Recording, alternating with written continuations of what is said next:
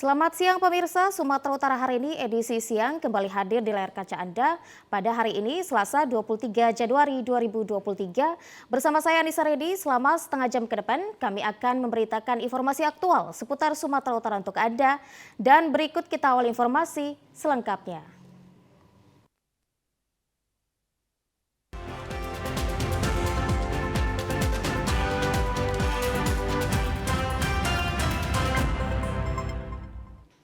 Informasi pertama pemirsa, kebakaran hebat menghanguskan satu unit rumah warga di Jalan Pipit, Kelurahan Aik Habil, Kecamatan Sibolga Selatan, Kota Sibolga. Peristiwa kebakaran yang menghanguskan satu unit rumah tersebut terjadi sekitar pukul 5 pagi tadi. Meski tidak ada korban jiwa, namun kerugian ditaksir mencapai ratusan juta rupiah. Pemilik rumah mengatakan saat kejadian dirinya tengah berada di luar rumah, sementara keluarganya masih tidur saat kobaran api muncul di bagian dapur. Warga sekitar yang melihat adanya kobaran api segera membangunkan pemilik rumah dan berusaha memadamkan api dengan peralatan seadanya. 3 unit mobil pemadam kebakaran milik Pemkot Sibolga ditambah dengan 2 unit mobil tangki milik PDAM Kota Sibolga yang tiba di lokasi langsung melakukan pemadaman setelah berjibaku hampir 1 jam lamanya. Akhirnya kobaran api berhasil dipadamkan.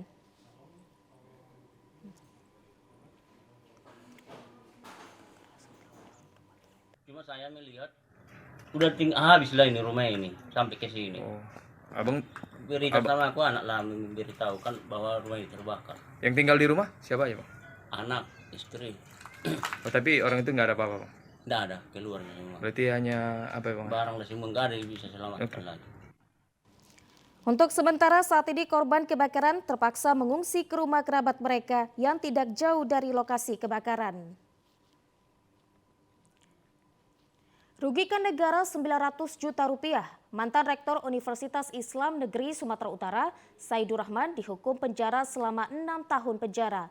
Terdakwa terbukti melakukan korupsi dana program kegiatan Mahat Al-Jamiah bagi mahasiswa baru. Dalam sidang yang digelar di Pengadilan Negeri Medan kemarin dihadirkan 3 terdakwa yakni mantan Rektor UINSU periode 2016-2020 Saidur Rahman, Kepala UPT Pusbangdis UINSU periode 2019-2020 Sangkot Azhar Rambe, dan Administrasi Pusbangdis UINSU Evi Novianti Siregar. Ketiga terdakwa terlibat dalam tindak pidana korupsi kegiatan Mahat Al-Jamiah yang diperuntukkan bagi para mahasiswa baru. Meski kegiatan Mahat Al-Jamiah tidak terlaksana akibat adanya pandemi COVID-19, para terdakwa tetap mencairkan dana sebesar 950 juta rupiah. Selain itu, para terdakwa juga mengajukan dana fiktif untuk pembangunan gapura Mahat Al-Jamiah di kampus Tuntungan. Majelis Hakim menjatuhkan vonis kepada terdakwa Saidur Rahman dengan hukuman 6 tahun penjara, denda 200 juta rupiah, subsidi 2 bulan kurungan. Terdakwa juga diwajibkan untuk membayar uang pengganti sebesar 956 juta rupiah, subsidi 3 tahun kurungan. Terdakwa Sangkot Azhar Rambe divonis dengan hukuman 4 tahun 6 bulan penjara, denda 200 juta rupiah, subsidi 2 bulan kurungan. Terdakwa Evi Novianti Siregar dihukum dengan 1 tahun penjara, denda 50 juta rupiah, subsidi 1 bulan kurungan.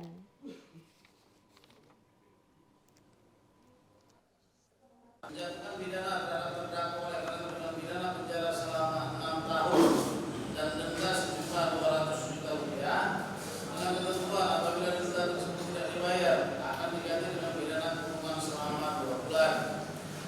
3. Menjatuhkan pidana tambahan kepada terdakwa untuk membayar uang pengganti sejumlah 956 juta 200.000 rupiah jika terpidana tidak membayar uang pengganti paling lama dalam waktu 1 bulan. Sesudah putusan pengadilan yang telah memperoleh kekuatan hukum tetap, maka harta bendanya dapat disita oleh jaksa dan dilelang. Sebelumnya dalam tuntutannya, jaksa menuntut Saidur Rahman dengan hukuman yang lebih tinggi, pidana penjara selama 9 tahun dan denda 200 juta rupiah, serta membayar uang pengganti sebesar 956 juta rupiah, subsidi 6 bulan kurungan penjara. Kita beralih ke informasi lainnya, pemirsa. Satuan Reserse Narkoba Polrestabes Medan melakukan pemusnahan barang bukti narkotika jenis ekstasi sebanyak 14.746 butir dari total 15.000 barang bukti hasil penangkapan tim Satres Narkoba Polrestabes Medan beberapa waktu lalu. Barang bukti pil ekstasi yang dimusnahkan ini berjumlah 14.746 butir dari total 15.000 butir. Hal ini dikarenakan sisa dari yang belum dimusnahkan tersebut akan dijadikan sebagai barang bukti di persidangan kasus perkara ini di pengadilan. Barang bukti dimusnahkan dengan cara direbus dengan air mendidih hingga hancur.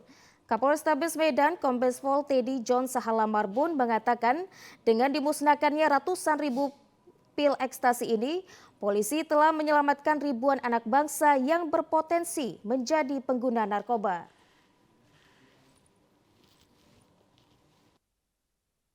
Rilis terkait pemusnahan barang bukti yang kita tangkap pada tanggal 21 Desember 2023 kemarin. Ada kurang lebih sebanyak 15.000 ya, setelah dipisahkan dengan barang bukti yang dijadikan barang bukti di kejaksaan, itu ada sebanyak 14.746. Saya ulangi, 14.746 butir ekstasi yang ada di meja ini. Nah, jadi rekan-rekan sekalian, setelah ada penetapan dari pengadilan, ini bisa kita musnahkan. Kapolrestabes menghimbau kepada seluruh masyarakat Kota Medan agar menjauhi narkoba serta segera melaporkan kepada petugas kepolisian jika terdapat indikasi penyalahgunaan narkoba dan kawasan yang diduga rawan transaksi narkoba agar segera ditindak oleh petugas kepolisian.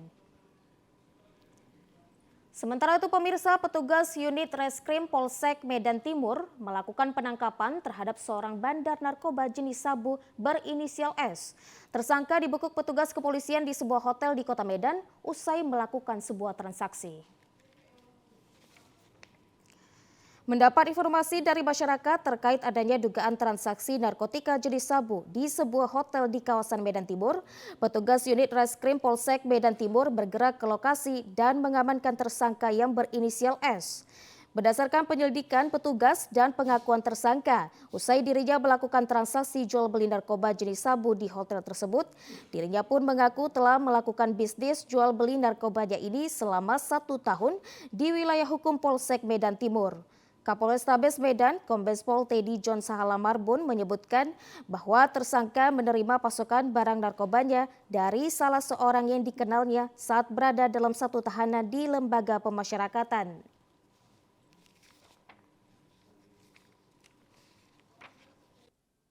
Unit Reskrim Polsek Medan Timur mendapatkan informasi adanya keberadaan seorang bandar.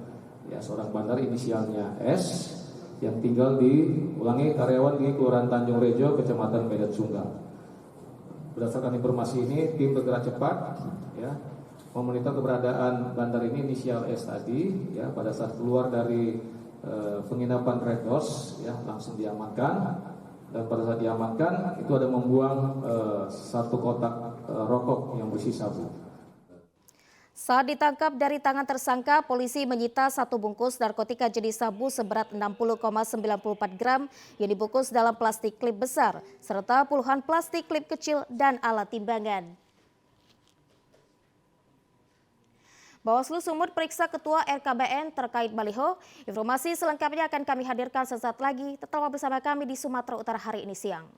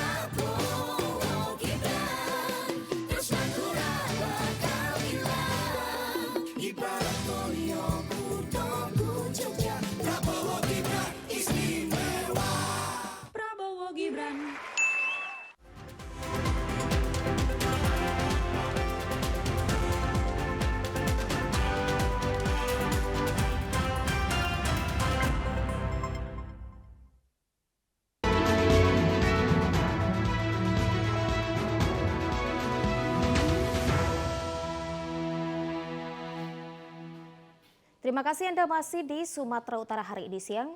Pemirsa, Badan Pengawas Pemilu Sumatera Utara memeriksa relawan Bobi Nasution yang tergabung dalam relawan kolaborasi Bobi Nasution atau RKBN. Pemeriksaan ini terkait dengan terpampangnya foto Bobi Nasution dengan calon presiden dan calon wakil presiden nomor urut 2. Beginilah tampilan spanduk calon presiden dan calon wakil presiden nomor urut 2 yang terpasang di pinggir Jalan Juanda Medan. Di spanduk ini terpampang foto Bobi dengan tulisan Rumah Kolaborasi Bobi Nasution serta hashtag Ikut Bobi Nasution. Dinilai bentuk pelanggaran, spanduk ini pun dilaporkan masyarakat ke Badan Pengawas Pemilu Sumatera Utara beberapa waktu lalu. Berdasarkan laporan tersebut, pihak Bawaslu Sumatera Utara memanggil Ketua RKBN M. Azril untuk diperiksa dan dimintai klarifikasi. Diperiksa selama 1 jam lebih, Azril mengaku RKBN tidak ada mencetak spanduk salah satu capres dan cawapres tersebut.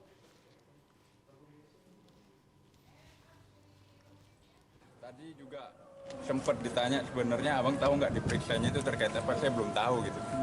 Jadi baru ditanya ada beberapa poin tadi, salah satunya terkait spanduk yang ada logo RKBN-nya dan ada foto Bang Bobi di situ, di logo itu. Nah sebenarnya di RKBN tadi saya jawab, logo RKBN itu nggak ada foto Bang Bobinya. Gitu. Nah itu. Itu memang RKBN yang nyetak atau memang relawan atau gimana Bang? Oh RKBN nggak ada cetak spanduk, RKBN nggak ada cetak spanduk. Sementara itu, staf Humas Bawaslu Sumatera Utara, Idul Oberta, membenarkan pihak Divisi Penanganan Pelanggaran memeriksa 1 orang, yakni Ketua RKBN terkait laporan masyarakat tersebut. Pihak Bawaslu sendiri masih melakukan penelusuran terkait informasi ini dan kemungkinan akan adanya pemanggilan kembali untuk klarifikasi. Ya, memang pada hari ini kita lakukan pemeriksaan oleh Divisi Penanganan Pelanggaran dari RKBN-nya. Sekarang dilakukan sedang pemeriksaan, tapi setahu kita masih dalam kondisi normatif pemeriksaannya.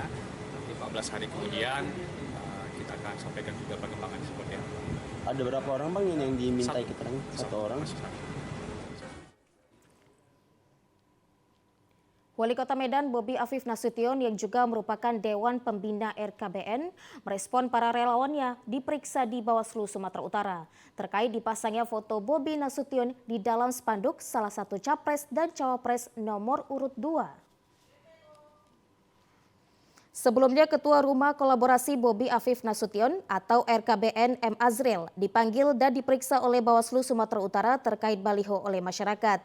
Azril menjawab bahwa pihaknya tidak mencetak spanduk tersebut. Saat ditemui, Bobi tertawa menanggapi hal tersebut.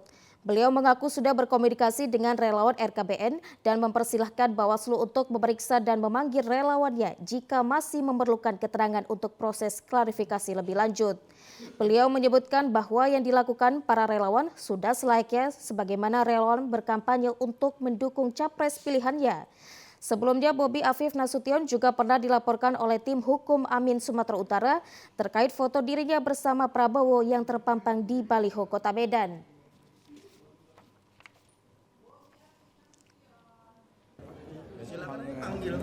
Kita sudah periksa tadi terkait dengan adanya logo wajah Bapak di Ada foto logo Bapak. Di logo RKBN. Logo RKBN. Kita udah tahu, udah koordinasi sama relawan kita Pak. Udah, tadi sudah disampaikan. Dari Kota Medan kita beralih ke Kabupaten Batubara. Pemirsa, Bawaslu Batubara akan tetap menelusuri video berisi rekaman percakapan pengerahan dana desa untuk memenangkan salah satu pasangan calon presiden dan calon wakil presiden di pemilu 2024 mendatang yang sempat viral di media sosial. Pernyataan tersebut disampaikan Ketua Bawaslu Batubara Muhammad Amin Lubis di kantornya di Jalan Lintas Sumatera, Desa Sumberpadi, Kecamatan 50 Batubara pada Senin kemarin. Menurut Amin, Bawaslu Batubara tidak pernah menghentikan penelusuran kasus video viral tersebut. Amin mengaku penghentian penelusuran yang dimaksud saat konferensi pers Senin pekan lalu hanya penelusuran kepada 4 Forkopimda yang fotonya dicatut dalam video tersebut. Keputusan tersebut diambil setelah Bawaslu Batubara meminta keterangan dan mengambil contoh rekaman suara keempat pejabat tersebut dan hasilnya tidak ditemukan kecocokan dengan suara pada rekaman video yang viral. Saat ini Bawaslu Batubara masih menelusuri pemilik suara yang ada di dalam video, namun Amin tidak merinci sejauh mana proses penelusuran tersebut. Penelusuran yang dihentikan tidak pernah kita sampaikan ada penelusuran yang dihentikan. Cuma maksud kami Bawaslu bahwa kami Bawaslu Kabupaten Batubara tetap melakukan penelusuran dengan sudah menelusuri dan memintai keterangan kepada 4 Forkopimda yang ada di Kabupaten Batubara. Bukan hanya kaper yang kami telusuri, tapi kami juga menelusuri isi siapa orang yang berbicara di dalam rekaman itu. Bawaslu Kabupaten Batubara dalam hal ini komitmen untuk melakukan penelusuran itu terus bersama dengan Bawaslu Provinsi Sumatera Utara. Terkait video berisi rekaman percakapan penggerahan dana desa untuk memenangkan salah satu pasangan calon presiden dan calon wakil presiden, Direktorat Tindak Pidana Siber Bareskrim Polri telah menangkap seorang tersangka yang diduga menyebarluaskan video tersebut. Pemirsa, jelang pelantikan KPU Medan lakukan pembekalan terhadap kelompok penyelenggara pemungutan suara. Seluruh peserta mendapatkan 3 materi penting berupa pembekalan training of trainers dan bimbingan teknis. Diselenggarakan pembekalan training of trainers dan bimbingan teknis kepada kelompok penyelenggara pemungutan suara di Medan kemarin. Rapat koordinasi monitoring pembentukan kelompok penyelenggara pemungutan suara dilakukan sebagai wujud bimbingan teknis kelompok penyelenggara pemungutan suara dalam pemilu 2024. Di mana KPU Kota Medan telah menetapkan daftar pemilih tetap pemilu 2024 sebanyak 1.853.458 orang. Harapannya kepada masyarakat yang telah masuk dalam daftar pemilih tetap dapat memakai hak suaranya di 6.933 TPS pada 151 kelurahan dan 21 kecamatan di Kota Medan. Ketua KPU Medan Mutia Atikah mengatakan dalam bimbingan teknis terdapat kelompok penyelenggara pemungutan suara. Peserta mendapatkan 3 materi yakni penguatan SDM secara kelembagaan KPU, teknis perhitungan dan pemungutan suara, serta pengetahuan di bidang hukum. Jadi dalam kegiatan TOT dan BIMTEK untuk KPPS yang menjadi pesertanya adalah PPK, kami memberikan materi pembekalan terkait dengan penguatan SDM terhadap nanti KPPS harus dikuatkan dan diberikan pengetahuan terhadap pemilu, kemudian juga penguatan secara kelembagaan KPU nanti seperti apa, itu yang diberikan pertama kali terkait dengan SDM. Kemudian yang kedua adalah yang diberikan terkait dengan teknis perhitungan suara, pemungutan dan perhitungan suara. Dan yang ketiga adalah pembekalan materi terkait dengan hukum. Selain itu, sebanyak 176 anggota pengawas tempat pemungutan suara atau PTPS se-Kecamatan Binjai Timur resmi dilantik Bawaslu Kota Binjai. Komisioner Bawaslu Kota Binjai, Zulkifli mengatakan anggota PTPS yang sudah dilantik harus memahami tugas, wewenang dan tanggung jawab sesuai dengan undang-undang yang berlaku sehingga tidak mendapati kendala dalam menjalankan fungsinya sebagai pengawas. Zulkifli juga menghimbau PTPS untuk mengedepankan etika saat melakukan tugas pengawasan, sekaligus menginstruksikan pengawas TPS untuk melakukan koordinasi dengan pihak-pihak terkait di lapangan, baik itu dengan pihak KPPS maupun dengan TNI Polri. Teman-teman ini adalah ujung tombak dari suksesnya penyelenggaraan pemilu tahun 2024 nanti. Jadi teman-teman yang baru dilantik ini juga harus memahami tugas, wewenang, dan kewajiban. Sementara itu, Ketua Panwascam Binjai Timur, Ermawati berharap kepada PTPS untuk memperkuat koordinasi, baik secara internal ke Panwas, Kelurahan maupun Ketua KPPS masing-masing. Ermawati juga menyatakan jika ditemukan masalah di TPS, jangan langsung terburu-buru menyimpulkan, pahami masalahnya, jika tidak tahu, koordinasikan ke Panwas Kelurahan, Kecamatan, dan Bawaslu Kota. Kita beralih ke Labuhan Batu Selatan, pemirsa. Menjelang pemilu 2024, Badan Pengawas Pemilu Labuhan Batu Selatan lantik pengawas tempat pemungutan suara dari 5 kecamatan secara serentak. Pelantikan dan pembekalan 1.025 orang petugas PTPS dilaksanakan di Kota Pinang kemarin. Ketua Bawaslu Labuhan Batu Selatan, Pendi, mengatakan para petugas tempat pemungutan suara ini nantinya akan disebar di 1.025 TPS, baik di tingkat kecamatan, desa maupun kelurahan. Petugas PTPS dilantik dari 5 kecamatan, 54 desa, dan 1.025 TPS.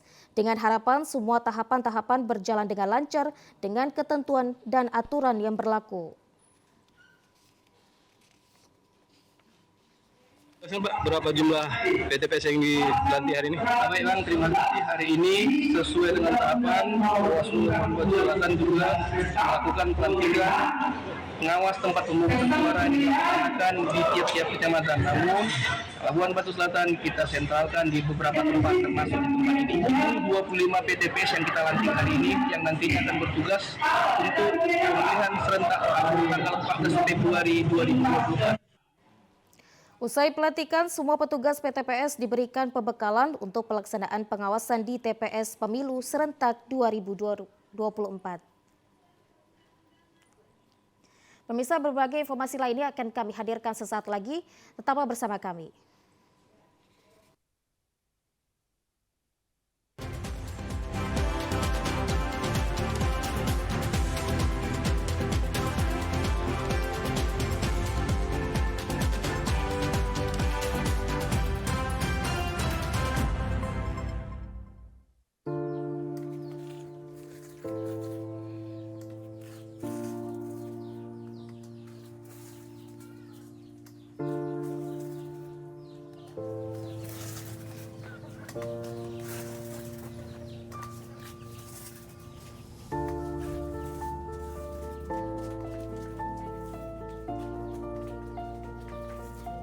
Pilihan seperti apa pilihan kau itu?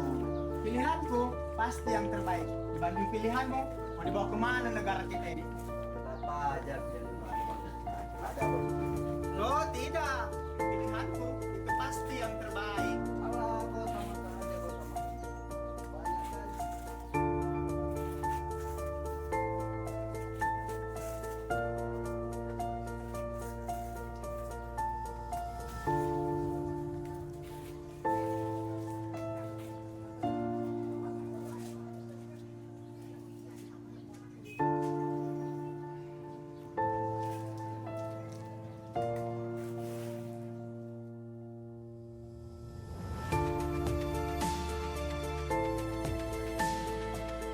Kita sama, memiliki hak yang sama untuk kemajuan Indonesia 5 tahun ke depan.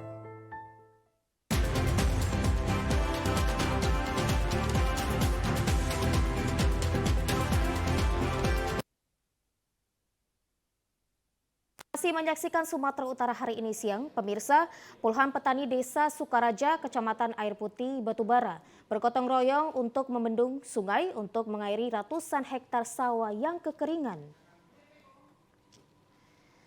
Para petani desa Sukaraja ini bergotong royong di lokasi tanggul sungai Dalu-Dalu yang jebol di desa Tanah Tinggi, Kecamatan Air Putih, Batubara dengan menggunakan bambu dan tepas. Mereka menutup sebagian tanggul yang jebol.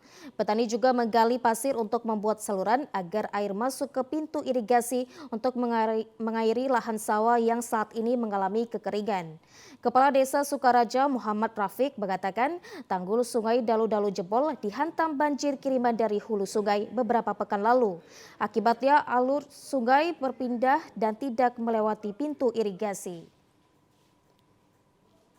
Air yang dari Siantar turun ke Dalu-Dalu, jadi air benteng yang di sini pecah. Air meluap. Dampaknya terhadap lahan pertanian apa? Dampaknya di daerah pertanian air nggak sampai lagi ke pertanian, kering. Sawah kering semua. Ada berapa hektar? Ada sekitar 38 hektar, 380 hektar. Sejauh ini sudah ada perhatian dari pemerintah? Belum, inilah baru untuk masyarakat Desa Sukaraja bergotong royong untuk mendapatkan air ke pertanian. Jebolnya tanggul Sungai Dalu-Dalu ini menyebabkan sekitar 380 hektar sawah di Desa Sukaraja terancam gagal panen karena kekeringan. Peran pemerintah diharapkan untuk mengatasi permasalahan yang dihadapi para petani. Kita beralih ke informasi olahraga. Pemirsa, Kabupaten Toba yang dikenal sebagai salah satu gudangnya atlet olahraga cabang karate di Indonesia ini ternyata masih minim bentuk perhatian terhadap atlet yang berprestasi. 2 orang atlet cabang karate dari Kabupaten Toba yang akan memperkuat tim PON Provinsi Sumatera Utara membutuhkan perhatian dari KONI dan Pemkab Toba. Hal ini diungkapkan salah seorang atlet PON cabang karate, Faisal Siahaan, saat ditemui di pemusatan latihan di Cemara Hijau Medan baru-baru ini.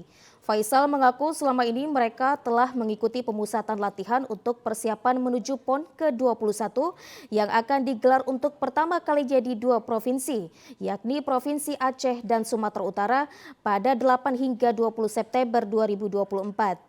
Faisal menjelaskan dia bersama rekan satu timnya setelah menjalani berbagai tahapan seleksi dan telah masuk dalam daftar tim inti yang akan turun di kelas komite 60 kg senior putra dan Daniel Hutapea di kelas komite 84 kg senior putra.